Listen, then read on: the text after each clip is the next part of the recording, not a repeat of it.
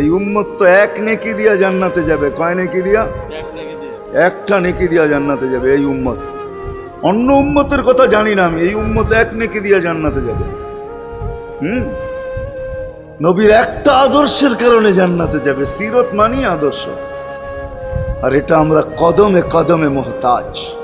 কেননা এই ছোট জীবনটা যদি গ্রহণযোগ্যতা পর্যন্ত পৌঁছাইতে হয় আল্লাহর কাছে, চাই নারী হই, চাই যুবক হই, চাই বৃদ্ধ হই, যেই মানুষই হই না কেন, যেখানেরই হই না কেন, যেই বাসারই হই না কেন, যেই বর্ণেরই হই না কেন, যেই পেশারই হই না কেন, যেই সোসাইটিরই হই না কেন, এই জীবনটাকে যদি গ্রহণযোগ্যতা পর্যন্ত পৌঁছাইতে হয় কার কাছে? দুনিয়াওয়ালাদের কাছে না, মালিকের কাছে, যিনি এক ফোঁটা পানির থেকে অস্তিত্ব দিছেন, যার কাছে আবার আমাদেরকে ফিরা যেতে হবে।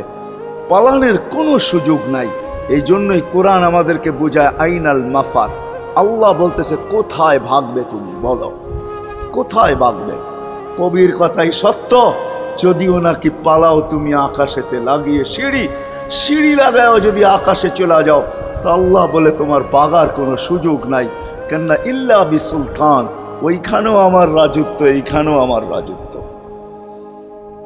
ডাইনো আমার রাজত্ব, বামে আগে পিছে উপরে নিচে সর্বত্র আমার রাজত্ব। আমার রাজত্বের বাহিরে যাওয়ার ক্ষমতা তোমাদের নাই। দ্বিতীয় কথা এটো, আইনা আনা মাআকুম আইনা মা কুনতুম, যেখানে যাবে ওইখানে আমি সঙ্গে থাকব। আমাকে দূর করতে পারবে না। যদি করো তাহলে তুমি থাকবে না, তোমার অস্তিত্বই থাকবে না। কেন আমাদের ভিতরে আল্লাহ নাই বটে, কিন্তু আল্লাহর একটা পাওয়ার আছে যেটাকে রূহ বলে। কুলির রূহ মিন আমরি রব্বি, আল্লাহর একটা পাওয়ার, একটা সিফত, সবচেয়ে শক্তিশালী পাওয়ার যেটা, ওটা আমাদের ভিতরে আল্লাহ ঢুকায় রাখছেন, যেটাকে আমরা রূহ বলি। কোরআনের ভাষায় রূহ বলে, বাংলা ভাষায় আত্মা বলে। যেটাকে আমরা আত্মা বলি ওটা আল্লাহর হুকুম ছাড়া কিছু না। আল্লাহ বলে ওটা মনে করে নাও আমি তোমার ভিতরে আছি, কেন এটা আমারই জিনিস। কুলির রূহ মিন আমরি রব্বি, আমাকে পৃথক করলে আর তুমি থাকবে না। তখন তোমার চক্ষু থাকবে আইন লা তানজুর, তোমার চক্ষু থাকবে দেখবে না। উদুন লা তাসমা, কান থাকবে শুনবে না। লিসান লা তান্তিক, জবান থাকবে কিন্তু জিহ্বা থাকবে কিন্তু বলবে না। আকলুন লা তুমাইয়িজ, তোমার মগজ থাকবে ভালো মন্দ বুঝবে না। কলব লা তাতাফাক্কার, দিল থাকবে কিন্তু চিন্তা করার ক্ষমতা তোমার থাকবে না। ইয়াত লা তাফতিশ, হাত থাকবে ধরবে না। রিজল লা তামশি, পাও থাকবে চলবে না। তুমি হবে লাশ। ওই আল্লাহ পর্যন্ত যদি গ্রহণযোগ্যতায় পৌঁছাইতে হয়, ওইখান থেকে বাহির হয়ে গেছি। ভালো তো বাসি, কিন্তু আগেরটুকু জানি না। ও মেরে দোস্ত, শুধু ভালোবাসলে চলবে না। আবু তালেবের চেয়ে বড় ভালোবাসা আপনার আমার ছিল না, ছিল না। সাহাবাদের মতো ভালোবাসা আপনার আর আমার নাই। আছে নাকি? হ্যাঁ, আবু তালেবের মতো ভালোবাসা ছিল। চলেন শর্ট করি। আবু তালেবকে নিজের হাতে আল্লাহ রসুল কবরে রাখছেন। যখন রাখতেছিলেন তখন চিৎকার দিতেছিলেন, আম্মি মা তারাক্তালি সাবিলা, চাচা কোন রাস্তা রাখলেন না আমার জন্য। বলছিলাম কলেমা পড়েন, পড়লেন না। বলছিলাম ঠোঁটটা হেলান, হেলাইলেন না। বলছিলাম চুপ থাকেন, তাও থাকলেন না। সর্বশেষ একটা চিৎকার দিলেন, আলা মিল্লাতি আব্দুল মুত্তালিব, আব্দুল মুত্তালিবের ধর্মের উপরে চলে যেতেছি। এই কথা বইলা দুনিয়ার থেকে বিদায় নিলেন। চুপও যদি থাকতেন তো আমার জন্য কোনো সুযোগ হইতো। চাচা, ও চাচা, আমার জন্য কোনো রাস্তা রাখলেন না। ভালোবাসা কাজে দিবে না। এই জন্য চলেন, জীবনটাকে গ্রহণযোগ্যতা পর্যন্ত পৌঁছাইতে হইলে কদমে কদমে মুহাম্মদুর রাসূলুল্লাহর আদর্শ লাগবে। যেটাকে আরবি ভাষায় সিরাত বলে, যেটাকে কেরিয়ার বলে।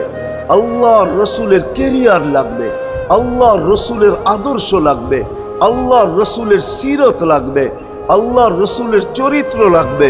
এই জন্যই আল্লাহ কোরআনে বলছেন, লাকাদ কানা লাকুম ফি রাসূলিল্লাহি উসওয়াতুন হাসানা, তোমরা লিমান কানা ইয়ারজুল্লাহ, তোমরা যদি আমাকে পাইতে চাও তাহলে আমার আদর্শ সহজ করছেন, কঠিন করেন নাই। আল্লাহ কঠিন করতে পারতেন, আল্লাহ সহজ করছেন। কেননা আসলে উদ্দেশ্য ছিল আল্লাহকেই মানা, আল্লাহকে মানা উদ্দেশ্য ছিল। কিন্তু আল্লাহকে চোখে দেখা যায় না, মানবে তো মানবে কি করে? আল্লাহর কথা শোনা যায় না, তো আল্লাহকে মানবে তো মানবে কি করে?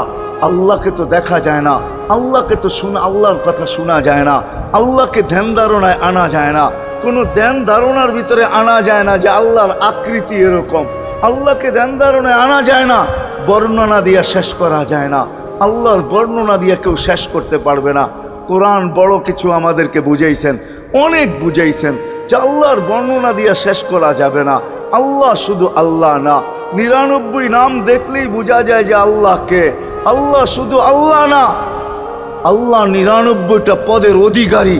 বিদায় আল্লাহ ধরা ছোঁয়ার বাহিরে আল্লাহ মানুষ প্রশ্ন করতে পারে, আপনাকে মানবো তো মানবো কি কইরা, পাবো তো পাবো কি কইরা?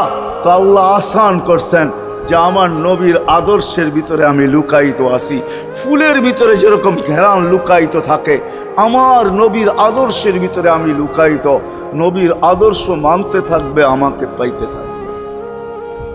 এই জন্যই রাসূলুল্লাহর আদর্শ দরকার, সিরাত দরকার, কেরিয়ার দরকার। আর কেন আপনি আদর্শ মানবেন না? জীবনটাই তো আপনার জন্য আমার জন্য ছিল, ঠিক না? চোখের পানি ছিল তো আপনার জন্য, চিৎকার ছিল তো আপনার জন্য, রাত ছিল তো আপনার আমার জন্য, দিন ছিল তো আপনার আমার জন্য। দুনিয়ার কোনো মুহূর্ত নাই যেখানে যে আপনাকে আমাকে ভুলে গেছেন, এমন কোনো মুহূর্ত নাই। আরশে যাইও আপনাকে আমাকে ভুলেন নাই। যখন আরশে গেছে আমার বিবেক বলে ওইখানে হারায়া যাওয়া দরকার ছিল। মুসা আলাইহিস সালামকে আল্লাহ আরশ থেকে নিজেকে দেখানোর জন্য তাজাল্লি দিছেন। শুধু তাজাল্লি, আকৃতি না, তাজাল্লি দিছেন। 40 দিন বেহুশ ছিলেন, 40 দিন, 40 দিন। অথচ বন্ধু দুইজনে পাশাপাশি বসা, কাবা কাউসাইনি আও আদনা ফাদানা ফাতাদাল্লা ফাআওহা ইলা আবদিহি মা আওহা, পাশাপাশি বসা আছেন। তীর ধনুক থাকলে আপনাদেরকে আমি দেখাইতে পারতাম কতটুকু কাছে হয়েছিল।